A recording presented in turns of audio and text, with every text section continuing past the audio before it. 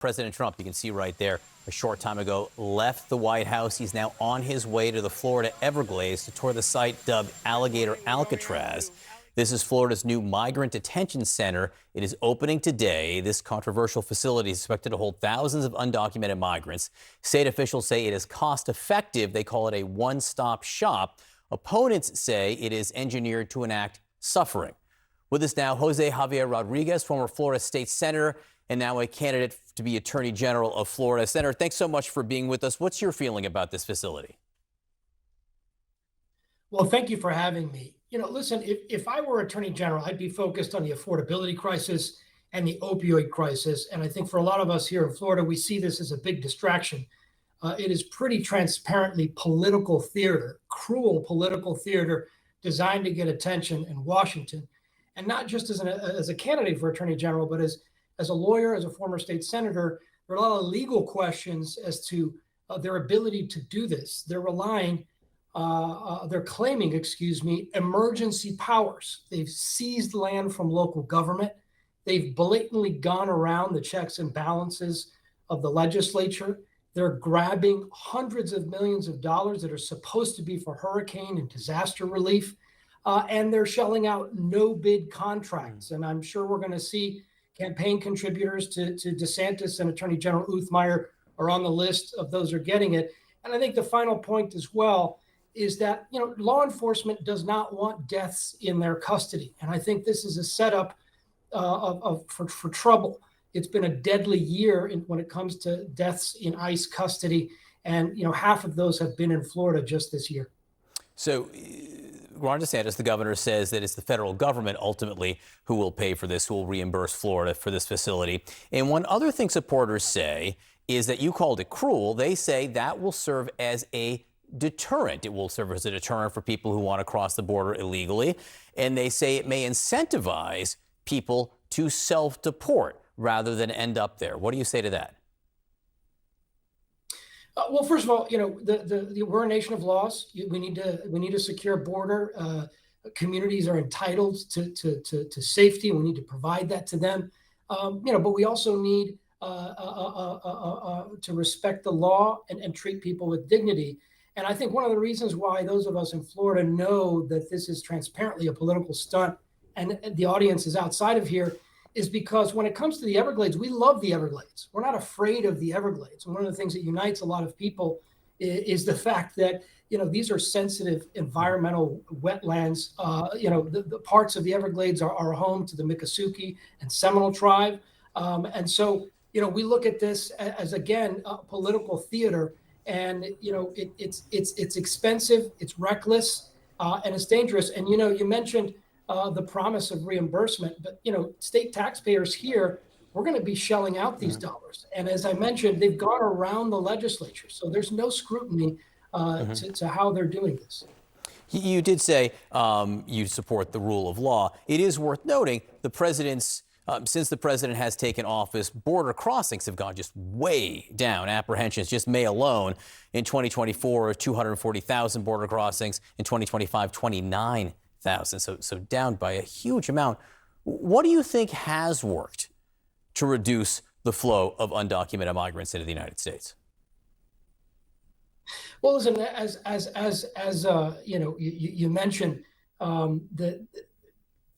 would actually, go back to the point of this disaster declaration that they're relying on is from 2023, when the numbers were much higher. So the legal framework they're using is dubious at best for being able to do this.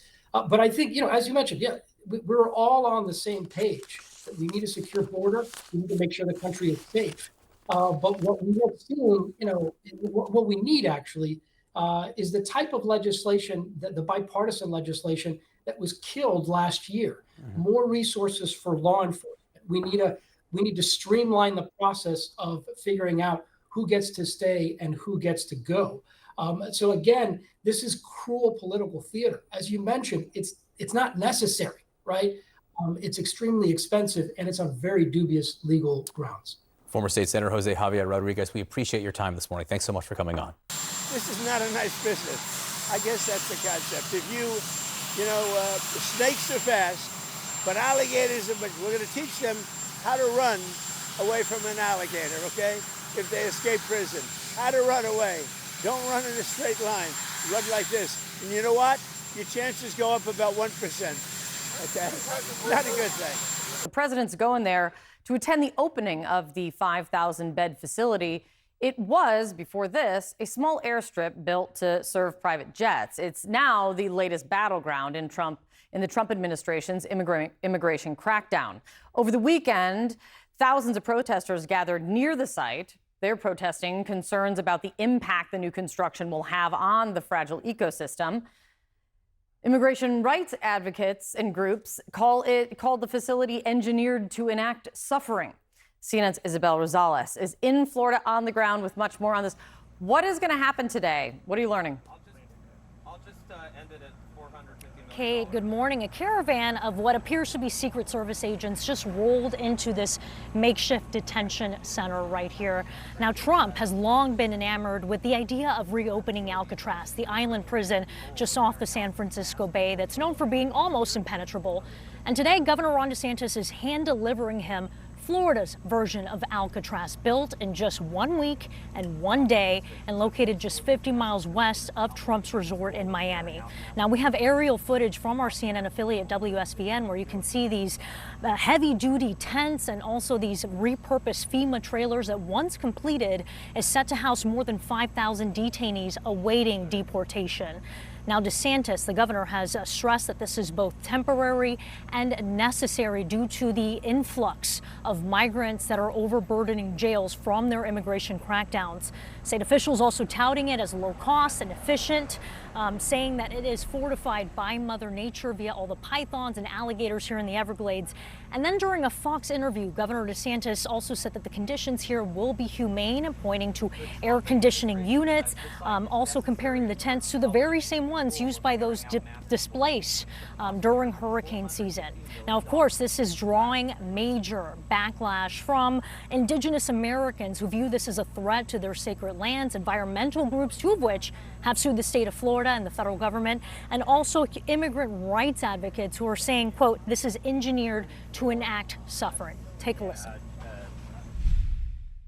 We've been down this road before, right? I mean, we saw this with Sheriff Joe Arpaio in Maricopa County in Arizona, where he had a tent city. The fact that we're going to have 3,000 people detained in tents in the Everglades in the middle of the hot Florida summer during hurricane season, right? I mean, this is a bad idea all around. A senior DHS official tells CNN that this will cost roughly $450 million a year, Alligator Alcatraz, to run. The governor insists that this will be fully paid for by the federal government. And of course, we're keeping an eye here on the president, set to leave any moment now from the South Lawn and make his way here to the Everglades, where he will participate in a walking tour of the facility and also a roundtable discussion. Kate. So Donald Trump on his way to Florida, the president on his way to Florida shortly, and again, we could see him leave any minute now, but he's going to visit this makeshift prison built by Ron DeSantis very quickly, the governor. They're nicknaming Alligator Alcatraz. They're going to put detained, undocumented immigrants there ready for deportation. What do you think of the optics and the politics of this? Look, I think this is a Donald Trump, Ron DeSantis special. They are really, really good at creating theater and symbolic gestures that totally encapsulate the debate. Whether you talk about it as the wall, whether you talk about those flights to Nantucket and Martha's Vineyard with immigrants, now we've got Alligator Alcatraz saying that we can move quickly and we can get tough on immigration. And I think it's the center of the debate. A lot of people are talking about the impact on the environment. A lot of people are talking about how inhumane it is. But the center of all of this is this debate about immigration and how we need to get tough on it. And in that debate, Republicans, Donald Trump, Ron DeSantis are winning. There's one more thing here. They're doing this today so that we don't talk about the big, beautiful bill. We don't talk about the cuts to Medicaid. We don't talk about the cuts to food subsidies. We don't talk about this incredibly unpopular legislation. Trump is going down there because he knows and he thinks that immigration is the #1 issue for him. It's the best issue he's got, and he's appealing to his base on this, and we're all talking about it. We're not talking about the horrible bill that's about to be passed, and he knows that. We're talking about both, to be fair,